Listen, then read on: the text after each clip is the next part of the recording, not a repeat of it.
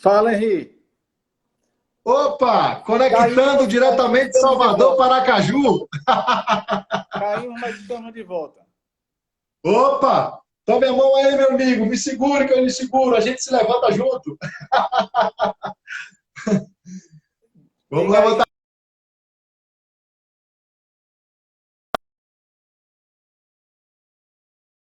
o fêmur.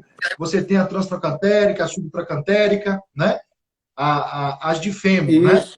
Então, assim, há uma prevalência maior e tem também, né, só para contemplar, tem as fraturas também de pelve, né, menos comuns, mas a depender, né, da energia do trauma, né, a gente também pode ter fraturas na pelve, né, no ilíaco, enfim, de pubis, né, e isso depende muito de como cai, do tipo de trauma, né, então tudo isso a gente tem que observar. Eu estou muito curioso, tá? Muito curioso mesmo, porque eu vi que você está fazendo algo inovador aí em Aracaju, né? E a gente estava conversando, eu fiquei super interessado que você tem feito umas órteses diferentes. E aí a questão é, opa, olha aí. E aí você tem falado que é assim, você tem comentado, né? Quando nós conversávamos, que não precisa usar mais gesso. Que sensacional! Que sensacional! Me explica aí, Thiago, como é que é feita essas órteses? Então, Henrique, nossas órteses podem ser feitas numa impressora 3D, tá? Que são essas, biodegradáveis. E ela é feita, a base dela é milho, beterraba e bagaço de cana-de-açúcar. Então, são biodegradáveis, Uau! não estragam o meio ambiente, tá? Realmente nós temos utilizado elas para tratamentos, né, tanto conservador como pós-cirúrgico, né? O paciente no pós-cirúrgico de uma fratura de rádio, em torno de 5, 6 dias, já vem para o retorno ao médico e aí já tira aquele gesso que ele estava lá e coloca uma órtese dessa, onde ele pode ter muito mais mobilidade, né? Aqui, ó. O paciente consegue tomar banho, lavar, não fica fedendo, não coça. Então, assim, Sim. tem para todos os tamanhos e jeitos. Tem para fratura de dedo, tá? Uau. E tem também as órteses que a gente faz em termoplástico, que aí já é uma outra tecnologia que a gente molda o paciente, tá? Bem parecida com essa, só que ela só serve para aquele paciente em si. Essa daqui a gente consegue abranger mais pessoas, entendeu? E Sim, sim. outra coisa, como se diz, que tem todos os tamanhos. Então, isso aqui é muito legal para criança. Um dia desse, eu estava na porta do colégio do meu filho e vi uma criancinha com o braço engessado. Eu falei, falar ou não falar com o pai? Né? Pô, um menino da idade de Miguel, da idade do meu filho, de 5, 6 anos. Coça, né? Coça, né? Eu digo, Coça. rapaz, falar ou não falar? Bracinho até aqui em cima de gesso. Então, assim, isso aqui dá uma qualidade de vida muito boa. Não sei se você viu, eu postei esse final de semana uma pessoa nadando de gesso. Aí eu disse, se tivesse com uma órtese da gente, não precisaria disso, entendeu? Verdade. Não precisa nem deixar a mão submarino, né? A mão Não, submarina, assim, ó. não. É uma qualidade de vida muito boa que a pessoa tem. Espetacular, viu? Espetacular.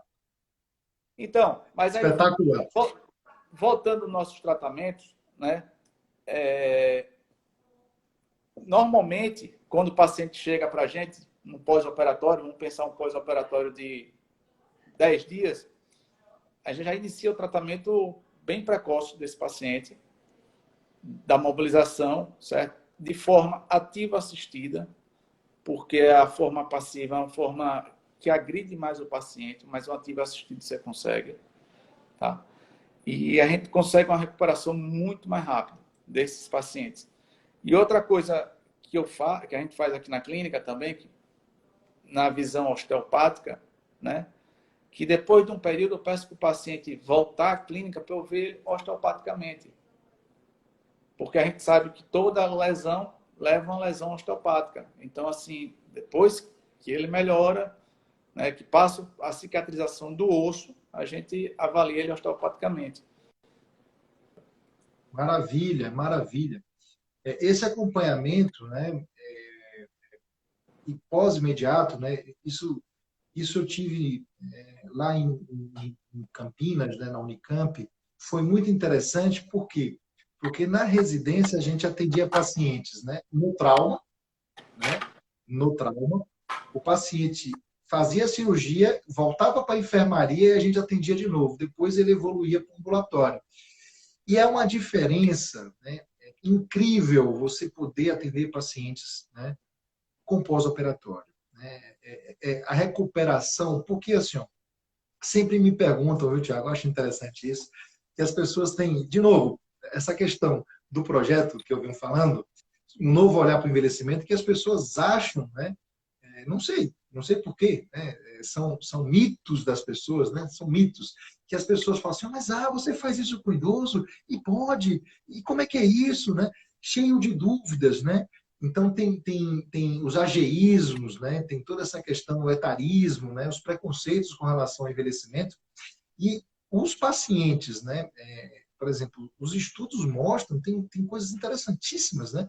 Os estudos mostram que uma imobilização, tá, por 3 dias, você tem perda muscular em torno de 25% a 30%. É Então, por absurdo exemplo, a perda muscular. é, É absurdo a perda exatamente. muscular. E voltando ao início, parece que nesse período, durante a pandemia, essa perda muscular, mesmo numa fratura só de rádio, vamos pensar assim, que é de braço, foi muito maior. Eu acho que a falta da atividade física, é como eu disse hoje a uma paciente, o idoso começou a não sair nem de casa para ir no supermercado com medo da pandemia, né? Ele é o ponto fraco. Então, assim, não sai, não sei o quê. Então, essa perda muscular foi muito, muito grande, eu percebi nos pacientes. Acentuada. E existe por exemplo, a dinapenia, né? Porque existe uma relação, tá? Também equivocada, né? Sobre massa muscular no volume, tá? E a eficiência muscular. Então, o que a gente observa? Lógico, a pessoa está em casa, né? Imóvel, com a mobilidade, né? Ou saindo menos, o sedentarismo, ou seja, sem fazer suas atividades, sem sair, sem ir na padaria, sem ir no pilates, sem ir na fisioterapia, sem ir na academia, enfim, as atividades que ele habitualmente ele faz, então, naturalmente, você tem uma perda maior, até porque o envelhecimento, é importante dizer isso, existem aspectos fisiológicos do envelhecimento. Tá? Envelhecimento não é doença, envelhecimento faz parte de uma etapa da vida. Tá? Exato. A questão é, as pessoas não pensam em envelhecer. Me perguntam, Tiago, assim, Henri, você trabalha só com velho? Eu falei, eu trabalho com gente. E pessoas que já envelheceram e que estão envelhecendo. Então, a proposta do nosso trabalho é um trabalho com projetos de envelhecimento, é falar sobre envelhecimento, é pensar, como é que você vai daqui a 5 anos, daqui a 10, daqui a 20, 30. Os dados, né, demográficos do país, do IBGE, né, você tem noção, né, para 2047, né, 2018 foi o último censo, aumentou 48%. Em 2017, é 173% o número de idosos. Nós vamos ter 1/4 da população do país de idosos. E aí, eu sempre olho o nosso trabalho, Tiago, com a importância, tá? Não só no nosso consultório, não só na academia, mas a nível do sistema de saúde público. Imagina o impacto na saúde pública, porque existem, né, fatores preditivos para a queda do idoso. Então, assim, imagine a gente poder trabalhar, entendeu, nos fatores preditivos para a queda do idoso. Né? Então, por exemplo, fatores preditivos, idade, mobilidade, se tiver 2 ou mais comorbidades, idade avançada, uma casa não adaptada, calçados não adaptados, alterações, por exemplo, como VPPBs, as vertigens paroxísticas posicionais benignas, que tem tratamento, tem uma eficácia incrível com o tratamento da fisioterapia, ou seja, você tem menos quedas, você tem menos internações, intercorrências, fraturas, cirurgias, e eu estou falando de 1/4 da população do país. Então, a gente tem que pensar, né, no nosso trabalho, não só a nível de consultório, mas a nível de sistema de saúde, a nível de educação, né? A educação continuada por envelhecimento, né? É importante a gente entender que envelhecer é um processo, faz parte da fisiologia. E isso, sem dúvida, as quedas aumentaram muito, muito, até pelo próprio estresse. A gente sabe que o estresse altera a percepção, né, as acuidades, né, as entradas sensoriais, o sistema nervoso autônomo alterado altera as entradas sensoriais, e isso piora muito o equilíbrio. Tá? Então, a gente tem que ter o quê? Uma visão do quanto a gente pode impactar no sistema de saúde. Né? Então, assim, lógico, né? Tem um ditado que diz: quem sente sua dor é que geme, né? Então, Sim. quem cai, quebra, se faz uma intervenção cirúrgica, sabe o que está passando. Mas existe o sofrimento do sistema de saúde, existe o sofrimento do familiar, existe o sofrimento, entendeu? Ou seja, é um sofrimento coletivo. Então, a gente tem que ter esse olhar para o envelhecimento amplo, né? E direcionando conforme a necessidade, como somos um país, né? De dimensões imensas, é importante que a gente, além de um plano nacional, mas um plano também regional, né, e estadual. Isso precisa ser contemplado, sem dúvida. Henrique, ao final das sessões, normalmente, né, quando eu vou dar alta para o meu paciente idoso, ou até, mas como nós estamos falando de idoso, ele sempre pergunta: doutor, e agora? O que é que eu faço para continuar esse fortalecimento que você iniciou comigo? E aí, normalmente, né, eu sempre indico o Pilates, por ser uma atividade um pouco mais lenta, tá, para ele. Mas aí, na sua visão como um fisioterapeuta de idoso, existe uma atividade ideal para o idoso ou todas as atividades são ideais para o idoso? Sendo bem orientada, sendo bem estruturada para aquele físico, para aquela pessoa, porque a gente sabe que, né, como se diz, se a pessoa tem um limite até aqui, né, a gente tem que trabalhar dentro do limite, que daqui a pouco ela vai subir o seu braço, né, a tal da dor crônica. Na verdade, ela não tem uma musculatura boa para realizar aquele amplitude de movimento total. Então, assim, o que é que você indicaria para a gente falar para nossos idosos que estão aqui, para nossos telespectadores que estão nos ouvindo? Eu acredito o seguinte: quando a gente pensa em atividade, né, uma das coisas que eu acredito que deve contemplar é a satisfação do idoso. Tá? O Pilates, sem dúvida, das técnicas de movimento que são trabalhadas pelo fisioterapeuta, é espetacular. É espetacular. Você tem uma variabilidade muito grande, né, de equipamentos, máquinas, exercícios, e há uma integração sempre, e isso dentro de um contexto de reabilitação do idoso é interessante. Por exemplo, exercício de dupla tarefa: respirar, mexer perna, mexer braço, né? Então, essa integração que o Pilates oferece, tá? Ela é muito boa. Ela é muito boa, tá? Então, assim, é uma atividade que geralmente você tem uma supervisão de um profissional mais próximo, tá? Eu até escrevi uma crônica um dia sobre as academias, né? É interessante, né, que assim, existe um perfil, né, como se fosse uma tribo, né? Então você tem os professores dando atenção, né, para um grupo, as professoras dando atenção para o grupo, e muitas vezes o idoso ele fica de lado, né? E eu já vi acidentes em academia, sim, quedas, já vi execução de movimentos. Por quê? Porque muitas vezes, né, não é feito esse trabalho. Então, assim, uma coisa que eu acredito: exercício físico faz mal. Eu vou repetir: exercício físico faz mal. Quando não é Ele bem faz orientado. bem quando bem orientado. Exatamente. Então, eu já tive muitos problemas com coisas simples, né, de pacientes chegarem aqui, não comigo especificamente. Eu tenho um perfil de trabalho sempre com cautela, nunca tive problemas, nunca fiz iatrogenia nos pacientes. Então, a gente que trabalha com gerontologia, né, como gerontólogo, a gente tem sempre um cuidado para ir um pouco menos, não adianta ser muito, né, afoito com o paciente, né? Então a gente tem que ter esse cuidado. Então, por exemplo, Pilates é muito bom, tá?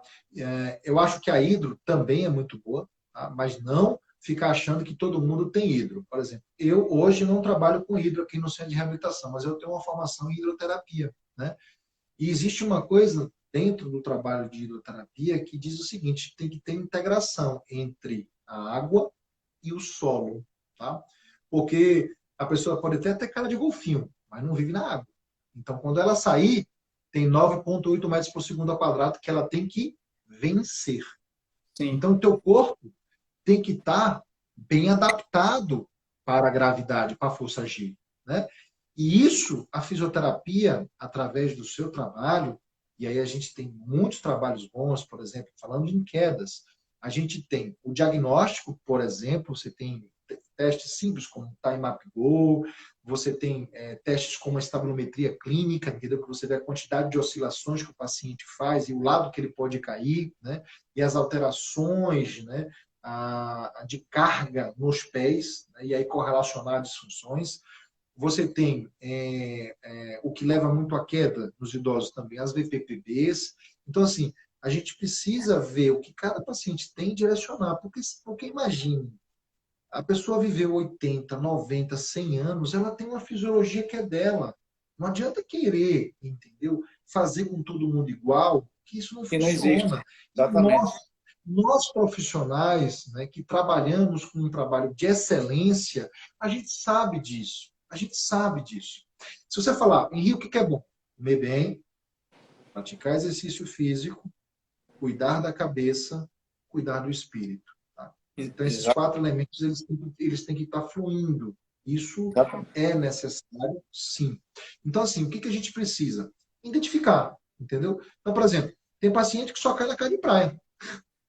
Tem alguma coisa errada na cara de praia, entendeu? Ela cai em determinado lugar da casa. Então, tem que entender. Ou ela se sente insegura. Porque, olha só, Thiago, tem uma coisa muito interessante sobre as quedas, né? Que é o seguinte, não é só cair o evento queda, é o que isso traz. Então, por exemplo, você tem estudos que mostram que a pessoa que cai mais de 2 vezes, né, mais de 70% ela fica com medo de sair de casa. E o que acontece? Isolamento social, Depressão. depressão. Tá? Então, a gente precisa, por isso que eu falei desde o início, esse novo olhar para o envelhecimento, com carinho, entendeu? Para entender. As pessoas ficam achando assim, porque é teimoso. Não, às vezes ele não entendeu. Você viu aquilo que eu falei do estudo? Mais de 36% das pessoas foram orientadas sobre os cuidados com, com a casa, com o calçado, mudar a casa, com iluminação, enfim, porque mais de 80% das quedas é em casa. E mesmo assim não fizeram. Então, é importante a gente identificar isso Eu e digo para meus direcionar. Então, tipo assim, pacientes que na casa da gente tem um grande amigo do ortopedista e do fisioterapeuta, que é o tapete. esse é clássico, né? Eu brinco que tem gente que tem afetividade, né? Literalmente por tapete, É, né? E a gente sabe que isso é mais um obstáculo dentro da casa, né? É mais um obstáculo, né? Para muitas pessoas é a decoração tal, mas assim, é um obstáculo. Tapete, desníveis, iluminação inadequada. Se sim, tiver escada, o último degrau e o primeiro sim. tem que estar sinalizados, tem que ter corrimão em escada. Por exemplo, tem gente que acorda à noite e não liga a luz. Sabe o que eu recomendo? Sensor de luz. Então, isso também Sensor de luz. é uma coisa que eu também recomendo aos pacientes. Recomendo, não sei se ela está aí, já recomendei para minha sogra também botar no corredor do quarto dela para o banheiro, porque É, acorda à noite e aí sai tutubiando, né? Isso aí tateando, né? é Tateando. Tentando achar. A questão é quando não acha, porque você pode acordar, né, e sonolento, achar que está num lugar e está em outro, né? E tem exatamente, muitas quedas também, né? À noite também, né? Nesse percurso da cama até o banheiro, né? Você tem também um percentual de quedas, é né, no verdade, idoso. verdade. Me conte uma coisa, você está aí, né, numa clínica em Aracaju, né, uma clínica referência, né, em reabilitação de membro superior, né, que você tem toda uma equipe, né, envolvida no trabalho da reabilitação. Me conta como funciona aí o serviço aí de vocês, assim. Você tem os médicos, aí tem cirurgia, como é que é o acompanhamento? Então, Explica um pouco mais, o Thiago. nosso corpo clínico é composto por 3 cirurgiões da mão, tá? Dr. Alex Franco, Dr. Constâncio e Dr. Valber, são cirurgiões, e por 2 fisioterapeutas que trabalham na reabilitação da mão, que sou eu, Tiago, e Dr. Carlos Hungria. Tá? Na realidade, o paciente que entra aqui, ele vai pegar o melhor serviço da reabilitação de membro superior. Porque estamos muito próximos aos médicos, os médicos muito próximos a gente, então estamos sempre trocando informações sobre eles, né? Tratamento específico para cada lesão, para cada pessoa, né? Como você falou há pouco instante, cada ser humano, eu digo que é seu mundo. Eu sou um mundo, você é um mundo, e vários pacientes, como aqui, né, só membro superior, eles chegam, mas fulano de tal lá fora tem uma fratura parecida com a minha. E eu estou um pouquinho mais lento do que ela. Aí eu digo, você está fazendo o que eu peço para você fazer em casa? Ou só está esperando por mim? A sua fratura foi um pouquinho maior do que a dela, ou foi um pouquinho menor. A sua cirurgia tem que saber como foi. Será que a sua cirurgia foi uma cirurgia tranquila? Então, assim, é uma coisa que nesses 12 anos reabilitando, tratando praticamente com essa mesma equipe que eu já trato, né? Eu aprendi o seguinte, que não custa ao fisioterapeuta pegar e perguntar ao médico como foi a cirurgia da pessoa. É, verdade, Thiago. Porque, assim, Isso. a cirurgia, você não está lá naquele ato. Então, se a pessoa disser, a cirurgia foi tranquila, ou então eu tive que fazer mais força, ou tive que fazer isso ou aquilo, você já faz um tratamento diferente. Não, foi tranquilo, pode, né? Então, a gente vai fazendo um tratamento específico de como foi a cirurgia. E não como eu posso fazer isso? Não, como foi a cirurgia? E ter esse feedback do colega, entendeu? Isso é maravilhoso, tá? Eu acho essa interlocução, tá, com o cirurgião, eu também sempre entro em contato com quem acompanha o paciente, tá? Acho isso de grande valia. Essas discussões, elas ajudam muito, tá, ao paciente. Quem mais se beneficia é o paciente, tá?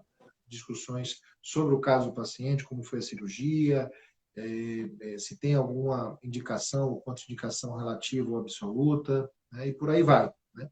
Então é importante que a gente faça essa interlocução, sim, tá, com os cirurgiões. Acho que isso traz grandes benefícios para a reabilitação do paciente. Tá? Acho que isso é um diferencial, né, que a gente pode, sim, ajudar o paciente.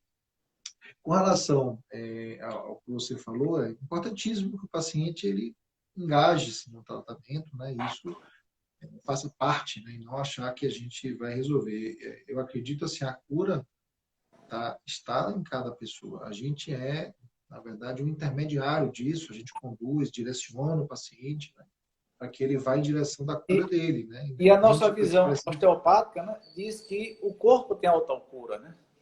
Exato, E que a claro. estrutura vai governar a função. Então, se você não tem uma estrutura Governa a boa, função. a função não vai estar Exatamente. boa.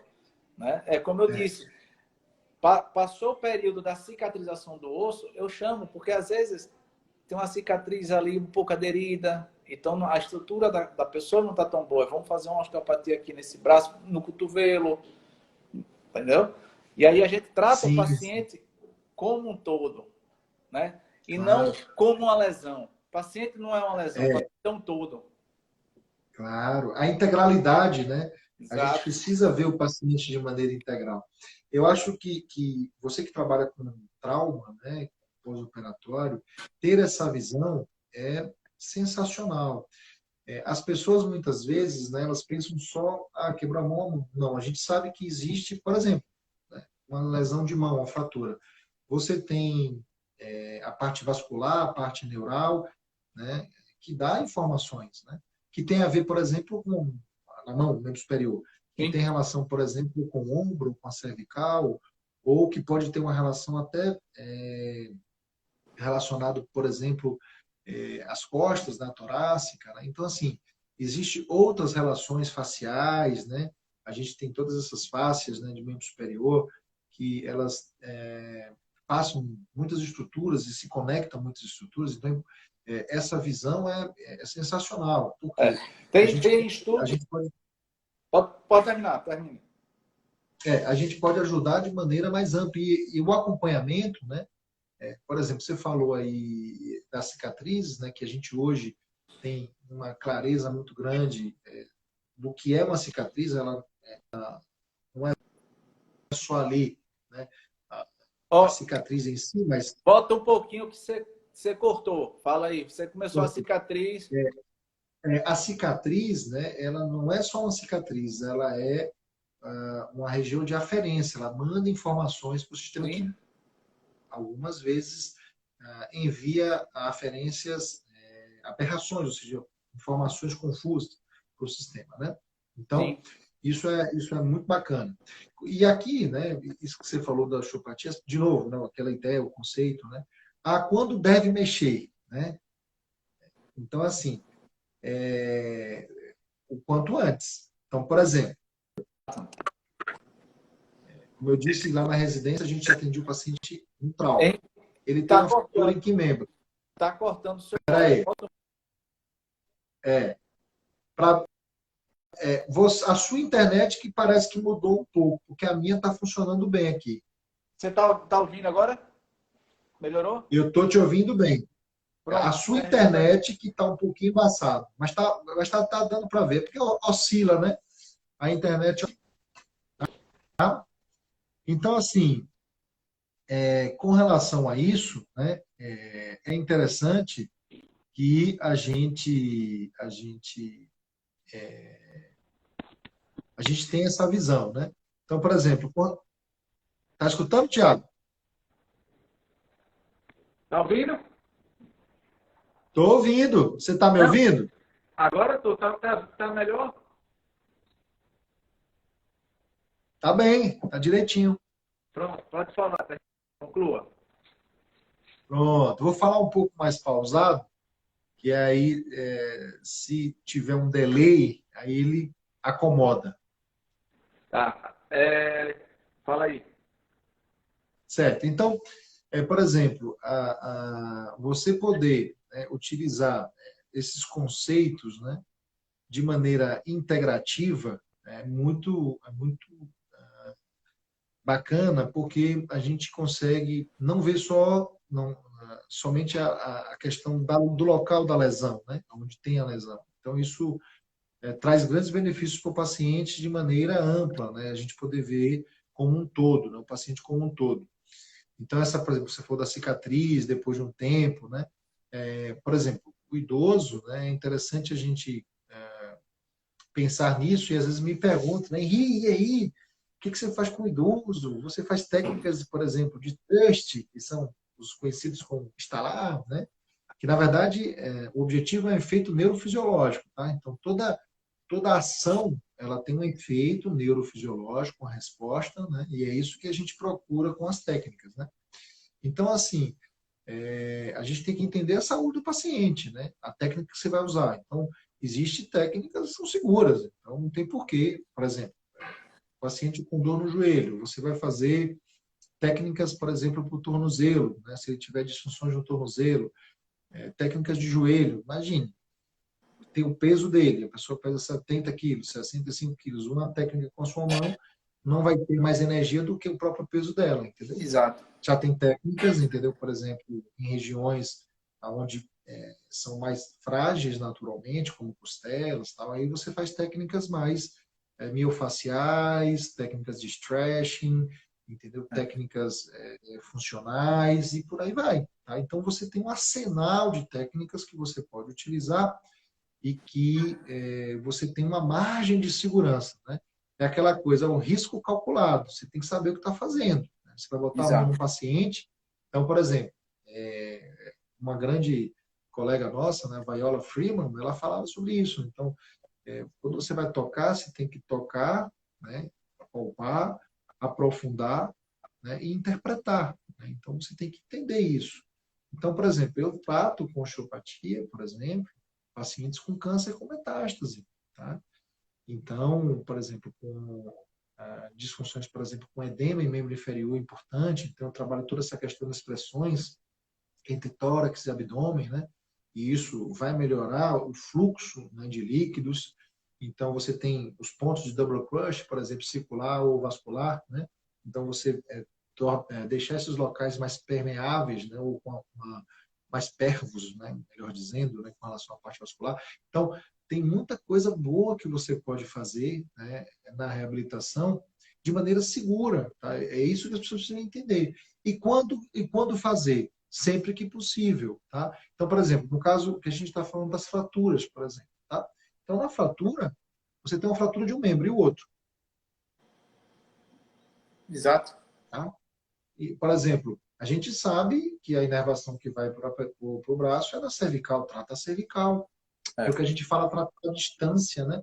Então, você tem a lesão, o trauma, a cirurgia no local, você trata a distância, E né? tem estudos que mostram também que pacientes que até mandar que eu comecei a fazer isso agora recente, né, a tratar mais, né, isso, que já mostra que pacientes que têm uma fratura de rádio, né, seja ela conservadora ou não, dependendo do tamanho, né, esse paciente Sim, pode desenvolver uma síndrome de túnel do carpo.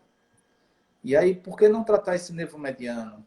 Né? E por que depois não olhar se esses ossos do carpo, na hora da queda, não sofreu algum deslocamento para flexão, extensão, e a gente tratar desse carpo, melhorando sim, essa função aí, entendeu? Melhorando a vascularização dessa região e sim, diminuindo essa prevalência. sim, sim. Por exemplo, você avalia muitas vezes, né, traumas, porque olha só, pensem comigo, né? Pensem comigo. Alguém aqui já teve alguma fratura? Alguém aqui que está nos acompanhando teve alguma fratura? Coloca aí, por favor. Se já teve alguma fratura, a região que teve a fratura. Então, por exemplo, as pessoas têm sempre uma ideia de que a fratura, né, ela é mais danosa, né? Lógico, fraturas cognitivas, fraturas que desviam muito, que têm alterações, por exemplo, vasculonervosas, sim, são cirurgias, né, de urgência, tá? Mas assim, tem gente que tem trauma, né? Pense comigo, um osso bom, entre 6 semanas a 8 semanas, o calo ósseo, a cicatrização óssea está boa. De 6 a 8 semanas, Não né? é? Ou seja, com peculiaridades, com algumas exceções, né, a depender da região, da idade, enfim, mas assim, uma média, né, 6 semanas a gente tem um calo ósseo bom e aí a gente já pode começar a mexer. Tá? Uma cirurgia, por exemplo, de reconstrução de joelho, por exemplo, de cruzado, demora 6 meses. Uma fratura dura 6 semanas, 1 mês e meio, 2. E de cruzado, 6 meses. O que é pior? E isso que você está falando, as pessoas não associam, porque ela teve um trauma, a energia do trauma convergiu para uma região, aquela região teve fratura, e ela simplesmente acha que foi a fratura. Exato. E tem muitas lesões faciais, né? Articulares, subclínicas que alteram a mobilidade, e isso sim é um problema, porque o corpo precisa de movimento, tá? Para que tudo isso funcione bem. Então, isso é muito comum, muito comum. Então, você ter esse olhar, entendeu? De acompanhar os pacientes, né? Porque a pessoa, né, teve uma fratura, ela teve um trauma, ela teve uma energia. E essa energia, ela é dispersada naquela região onde teve o trauma, tá? Ela é como Exato. se convergisse para aquela região. E o que a gente vê muitas vezes é que as pessoas não lembram disso. Né? Você pergunta, né? Nós perguntamos muitas vezes aos pacientes, você já torceu, já caiu? Como é que foi? Me conta, você já teve algum trauma? Não, não tive. Né? Então, muitas vezes, né, as pessoas elas não lembram disso. Né? Então, as Exato. técnicas hoje cirúrgicas, elas são extremamente eficientes, né? O cirurgião hoje ele é bem treinado, né? Todo período de residência. Então, a gente que tem que fazer um trabalho também muito bom para casar isso bem. Né? Então, assim, cirurgias, por exemplo, de membro superior, de mão, são cirurgias muito minuciosas, né? delicadas, né? Com pequenos vasos, pequenos nervos. Então, é uma cirurgia como se fosse uma obra de arte, né? Quebra-cabeças ali, né? Na realidade, Então, o cirurgião da mão, realmente, ele é um artista. é, É um artista. Isso aí a gente tem que falar, né? E que, assim, que bom que eles se especializaram, salvam muita gente, muitas mãos. E a gente sim, recupera muito movimento e dá muito prazer àquele paciente usar a mão de novo, usar o seu ah, membro. é. Fazer parte, né? Tem uma coisa que eu escuto, né? Eu sinto que agora isso faz parte de mim. Sensacional, né? É Como verdade. se aquilo fosse esquecido, ou não tivesse comando, não recebi o comando, né? Agora eu comando de novo isso. Então isso é muito gratificante no nosso trabalho, né? Como é que tá o tempo aí, Thiago? Me conta aí. Tá acabando, faltam 3 minutinhos. Então tá na hora das considerações finais. Se alguém quiser fazer alguma pergunta, tá na hora. Se não, fica para a próxima. E Pronto, obrigado, primeiro, obrigado perfeito. a todos que entraram, que Isso, disponibilizaram quase 1 hora de seu tempo aqui conversando com a gente, tá? Nos acompanhando.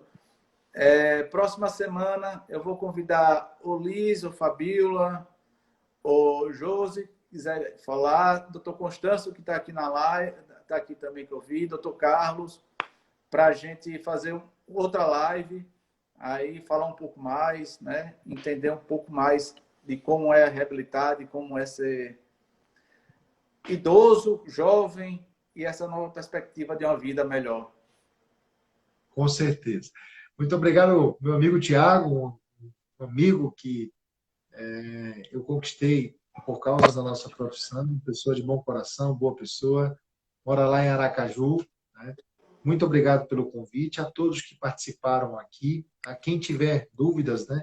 Depois tem aí, né, o, o Instagram de Thiago, tem o meu Instagram também. Vai ter, E e quem eu vou puder deixar ajudar, salvo no IGBT também, para quem quiser rever. joia, joia, joia. Então, quem tiver dúvidas, outras dúvidas que a gente possa ajudar com relação ao envelhecimento, podem contar comigo. Muito obrigado a todos pela presença. Mais uma vez, Thiago. Muito obrigado mesmo, viu? Fiquei muito lisonjeado com o seu convite. E como eu digo, você está sempre em boas mãos. E suas mãos em boas mãos. Venha. Excelente. Então, vamos lá. Um novo olhar para o envelhecimento com dignidade e respeito. Vamos olhar para os idosos com carinho, com acolhimento. Obrigado a todos. Um forte abraço. Obrigado, meu amigo. Um abração. Obrigado a todos. Boa semana. Tchau. Tchau.